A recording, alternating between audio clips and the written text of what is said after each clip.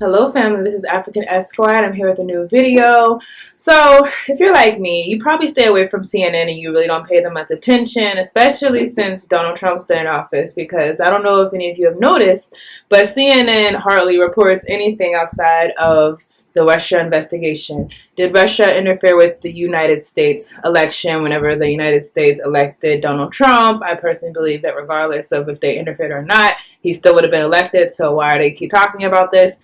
But there's so much outrage and there's so much insult, really. Like, how could another country interfere with the United States election? And if you're someone who knows about the United States' role inside of international politics, you know that it's very common for the United States of America to interfere with different elections of different countries. So I was actually reading an article on Face to Face Africa, and I thought this was an interesting example of how America has interfered with a country. In this instance, it's more innocent. We know that the United States has actually ordered assassinations of leaders at times, has actually hired or sponsored opposition to standing presidents, standing leaders. So this one at least is more innocent in what it was actually done. But this was actually done in Nigeria. So I'm going to read from an article on Face to Face Africa, and the title of the article is Why an African Ex-President is Blaming Barack Obama for His Election Loss. So this was written by Ishmael Akwe, and the date is December 10th. Okay, so African politics have evolved since independence from colonial rule in the 1960s, with democracy understood and implemented in different ways across the continent. Many African leaders took up their counterparts in America and Europe to emulate the arguably perfect democratic practices upheld outside of the continent. Former U.S. President Barack Obama is one iconic leader who won the hearts of many Africans and African presidents with his personality. So many of you remember when Barack Obama was elected, people in Africa were cheering. He went to Africa, was treated like a king because for some reason it had even just as much an effect as it did on African Americans, seeing an African actually be in the highest office of the United States, which happens to be an imperialist office. But it was still something that was very celebrated on the continent, just like it was in many black communities. So it says, it would be mind-boggling to hear that Obama meddled in an African election. Unfortunately, it is exactly what a former Nigerian president is alleging. Goodluck Jonathan, the president of Nigeria from 2010 to 2015, who launched his books, My Transition Hours, in November, claimed interference and bias from the 44th president, resulting in his defeat during a 2015 election in Nigeria.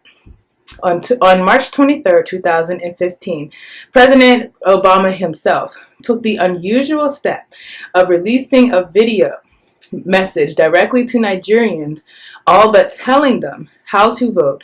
In that video, Obama urged Nigerians to open up the next chapter by their voices. So I'm going to play the video for you right now, and you can judge by what he's saying. Keep in mind that when he released this video, not only was there a new election going on in Nigeria, but the whole Boko Haram thing was going on. If you know, in the United States, when those girls were kidnapped by Boko Haram, all of a sudden people cared about what's going on in Nigeria, and a lot of people were putting pressure on politicians to actually do something to actually have the girls return to their homes. So I'm going to play the video, and then we're going to come back and talk about it. Hello. Today I want to speak directly to you, the people of Nigeria. Nigeria is a great nation, and you can be proud of the progress you've made. Together you've won your independence, emerged from military rule, and strengthened democratic institutions. You've strived to overcome divisions and turn Nigeria's diversity into a source of strength. You've worked hard to improve the lives of your families and to build the largest economy in Africa. Now you have a historic opportunity to help write the next chapter of Nigeria's progress by voting in the upcoming elections. For elections to be credible, they must be free, fair, and peaceful. All Nigerians must be able to cast their votes without intimidation or fear.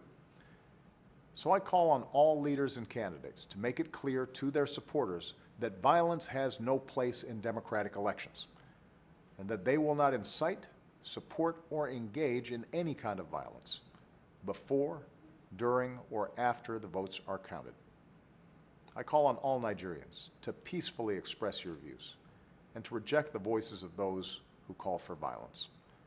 And when elections are free and fair, it is the responsibility of all citizens to help keep the peace, no matter who wins. Successful elections and democratic progress will help Nigeria meet the urgent challenges you face today. Boko Haram, a brutal terrorist group that kills innocent men, women, and children, must be stopped. Hundreds of kidnapped children deserve to be returned to their families. Nigerians who have been forced to flee deserve to return to their homes. Boko Haram wants to destroy Nigeria and all that you have built. By casting your ballot, you can help secure your nation's progress. I'm told that there's a saying in your country, to keep Nigeria one is a task that must be done. Today I urge all Nigerians, from all religions, all ethnic groups, and all regions, to come together and keep Nigeria one. And in this task of advancing the security, prosperity, and human rights of all Nigerians, you will continue to have a friend and partner in the United States of America. Now, do I know whether or not this video was actually what caused Jonathan to lose the election? No, I don't know that. I'm sure there was other factors in play at the time. However, regardless of if this video was actually what caused Nigerians to go vote against him, because my understanding is also he was very corrupt, as all politicians are, unfortunately, on the continent of Africa. But regardless of that, it's kind of strange if you think about it. I mean, if you think about an outsider country, the president of, let's say the president of Ghana or the president of Togo during the Donald Trump versus Hillary Clinton election, doing a video and releasing it to the public of the United States saying that you have this opportunity to do something historic and you have opportunity to do something different. You know, we would be kind of be looking like, oh, that's very odd. Like most Americans would actually be offended. How dare they talk about our election? How dare they comment on our election? And similarly, you know, we should be thinking the same thing about this video of Obama commenting on Nigeria's election. Unfortunately, although this is such a duh thing to us, like duh, why would you feel like you want to release something to the public of another country regarding their election? Although it seems common sense to us, the Western mentality, the psyche that is in a lot of these imperialist countries is that these people are looking towards us for guidance. They're looking towards us to tell them what to do. So it would never occur to them that this is offensive. Of course, if you try to interfere in their election, they'll be very offended. But the idea that it might be offensive to another country, that's never something that comes to them.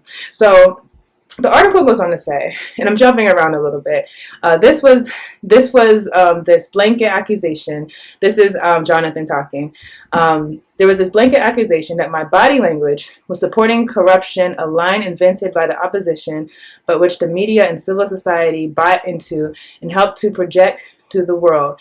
That was the same thing I kept hearing from the Americans without specific allegations.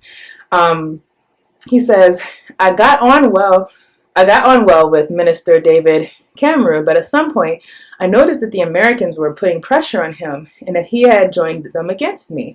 But I didn't realize how far President Obama was prepared to go to remove me until France caved in the pressure from America. Jonathan also accused the Electoral Commission and its chairman at the time of being influenced by the United States to hold the election despite the government's order to postpone it for security reasons. Jump around. So he added, blah, blah, blah. Okay, so Jonathan lost to Buhari in the postponed election and has since assumed international roles, including leadership roles and election observer roles. Okay, so it's basically the end of the article. So a few things. One is it's interesting, but not so interesting. You know, once again, the United States has pick and chose when they want to comment on certain things. So they'll comment on Nigeria's election, they'll comment on the Boko Haram situation, but they won't comment on other things that are going on. They don't comment on the mass killings that's going on in Cameroon. They won't comment on the mass killings going on in the Congo. And really, it depends on where public opinion is in America, number one, but it also depends on what the interests are of the American society. So at that point, point, it was in their interest to comment on this regime. Of course, there are many other regimes that are corrupt in Africa. I would say every single regime in Africa is corrupt because they're all being funded by Western aid, Western dollars, Chinese aid, Chinese dollars, and the funding is not going to the people, it's going to the politicians who are basically becoming rich off of the spoils of their people. So this is a universal thing around the continent, but we always have to remember, anytime that you hear them speak up against a regime, we hear a lot of people right now talking about Saudi Arabia. You know, it's so horrible what they did to that journalist, and of course it is horrible. It's murder, killing, I'm against it all. I don't care what color, what race you're from, what country you're from, what race you are. It's horrible to kill people who, did nothing to deserve it. But at the same time, why are you singling out Saudi Arabia and you're going to ignore all the people who are killed around the world? Right now in Togo, for example, there were children who were actually, 2 children, I believe, an 11-year-old and I believe other civilians were killed inside of protests against the government of Togo. So if we're going to talk about killings, if an 11-year-old is killed, targeted by the opposition to be killed, why are we only talking about Saudi Arabia? Why are we not talking about killings, any government-sponsored killing anytime it happens? So, of course, this is just the hypocrisy. So that's one aspect I want to talk about. The other aspect is we have to understand moving forward. Y'all know I don't like to just talk about things. I like to try to offer insight and try to give what I think is a way for us to learn and build off of these situations and not just talk about it and complain. So the one thing we have to talk about is a lot of Africans are waking up. I notice it more and more. Thank God for the internet. Thank God that people are connecting throughout the diaspora, that people are connecting the dots. So I do think that there's definitely a movement, not just inside of some countries, but a lot of countries to question the powers that be. So the question is, how do we avoid situations where outside interests are permeating the local elections, permeating local leaders? So that's something I think we have to think about, we have to talk about, because as we know, we can plan for ousting a leader, we can plan for changing a regime, we can plan to vote out someone that's corrupt. That's all fine and dandy, but you have to concurrently plan. And by concurrently plan, I mean you also have to think about what you're going to do once you have someone else in power. If you're able to get the regime out of power, what are you going to replace it with? What are you going to build it with? Another example is Mugabe.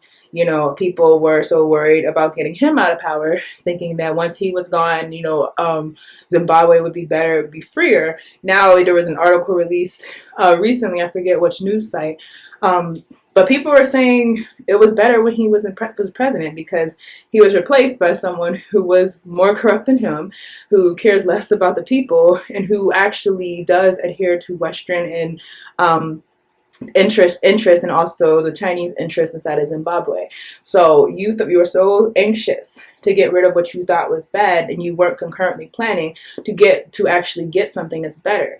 So we have to keep in mind that we can fight for these things. We can fight that the president in Togo get out of power, but we also have to concurrently plan and make sure that we are actually working towards a better situation and not just getting rid of the face of oppression, because we have to understand the same way that if you kill a person who's possessed by a demon, I know it's a weird analogy, but let's say someone's possessed by a demon and you kill that person, that demon doesn't go poof, it actually probably goes somewhere else and it probably inhabits somewhere else. Similarly, if you just get rid of the leader, you cut the head off of the what you think is the image of oppression, but the body's still functioning, everything's still functioning, it gets a new head, and that same head is going to function in the same way.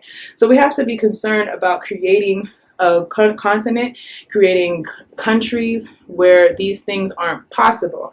And we know FAL, Federation of African Liberation, one way that we have said to do that is by looking for collectivist socialist policies that actually not only give the people power over the resources of the country, but specifically give people power over the natural resources, the things that outsiders are actually looking to gain possession of, the land, the natural things like cobalt, gold, diamonds, all of those things. People should have the opportunity to be heard before these things are sold to outside countries. So that's one thing to keep in mind.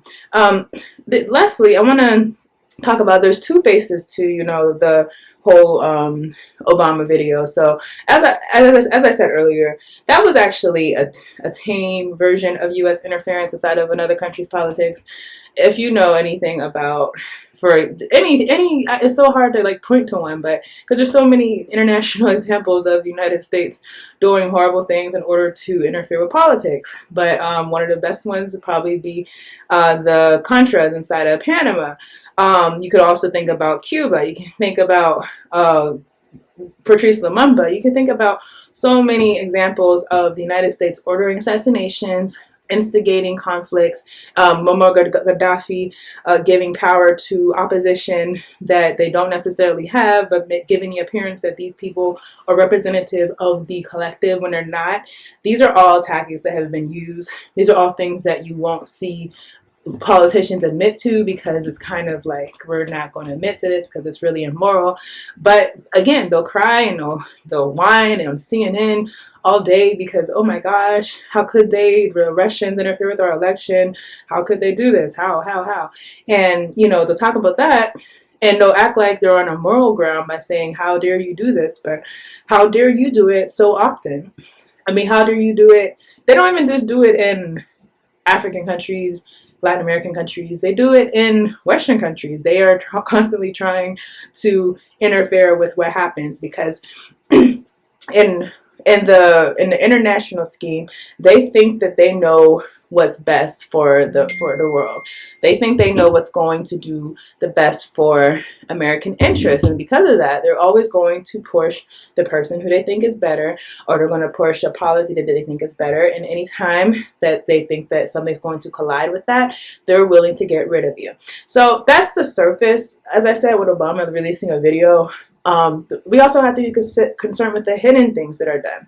So, once a new leader is elected in any African nation, and this is why I said we have to concurrently plan, you must expect people that leader, this person could have the best corruption. I mean, this person could have the best intentions. Like, I really think Nelson Mandela had great intentions when he got the presidency of South Africa, and I still think he was an admirable man. But of course, he did sell out in a lot of ways.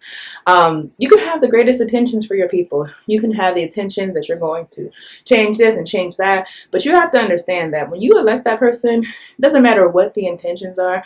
A money machine is coming towards that leader, and that money machine is going to try to convince that leader, give us access to this land, give us access to these minerals. Oh, we already have access to this. Don't you dare interfere with it. Give us this. We'll give you a few $1 billion. We'll give you a nice penthouse in Switzerland. We'll give you all types of things. All you have to do is just give us what we want. And if you are comfortable with that setup of, okay, we elected who we want, now the wolves are going to come after them. They're going to offer them money. They're going to offer them expensive luxuries. They're going to offer them international prestige. You can be cool with the UN and all that stuff. These are the things that they're going to offer. They want to give you everything to make you want to do what they want you to do. If you are comfortable with that arrangement, I would question your judgment, because you should always be questionable. Why is my leader having the position to auction off, number one, our assets, and number two, why is it that outside governments feel like that is their right to approach our leaders? Because I'm very sure that when Donald Trump was elected, we know that people from Wall Street were going up to him, but I doubt people from Africa were trying to offer him things to get him to do what they wanted him to do, for obvious reasons. So we have to understand that we're putting our leaders in a difficult position, and understand that while there's things that the U.S. president might do, they might release a video, there's a way more that will happen after that leader is elected. So as I said earlier, we have to make sure we're planning, that we're reimagining what we think a equitable system would look like, what a system would look like that would not be subjected to the corruption. How do we prevent corruption? And as I said, FAL, Federation of African Liberation. If you want more information on our organization, please look at the links down below.